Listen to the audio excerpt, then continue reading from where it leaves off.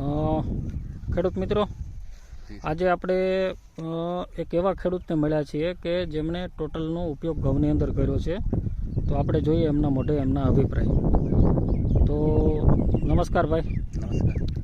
તમે તમારું નામ ગામ જણાવો અને આજે ટોટલ ઘઉંની અંદર વાપર્યું છે તો કઈ રીતના વાપર્યું હતું અને તમને એમાં શું રિઝલ્ટ મળ્યું છે એ અમને જણાવો.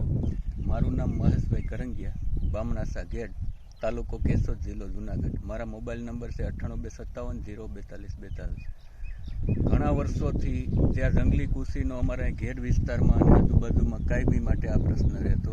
બીજા બધા તો સાફ થઈ જતા, પણ જંગલી કૃષિ માટે અમે ઘણી બધી કંપનીની અલગ અલગ દવાઈઓ લીધી, પણ ક્યારેય રિઝલ્ટ નહોતું આવતું. ગયા વર્ષે મોડું અમને એક પાઉચ મળ્યું અને અમે એનો ઉપયોગ કર્યો. ઘઉં લગભગ મારે નિંગલપોટે આવી ગયા હતા ત્યારે અમે આનો ઉપયોગ કર્યો અને એનું સારામાં સારું રિઝલ્ટ આવ્યું. કૃષિ બધી સાફ થઈ ગઈ હતી.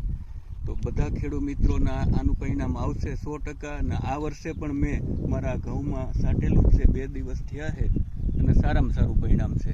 બધાનો ઉપયોગ કરી શકશો. બરોબર છે. હવે આમાં તમારે અત્યારે જે આ ઘઉંની અંદર ટોટલનો ઉપયોગ કર્યો છે તો આજે એના 3 દિવસ થયા છે. હા, 3 દિવસ થયા. આમાં કોઈ એની આડઅસર જોવા નથી મળતી. આમાં કોઈ આડઅસર દેખાતી નથી. આપણે જોયું છે અને નાની મોટી કૃષિ ભરવા પણ મંડી ગઈ છે. હા, અને આપણે 22-23 દિવસના ઘઉં થયા છે. હા, ઉગા પછીના 22 દિવસના ઘઉં થયા. બરોબર છે.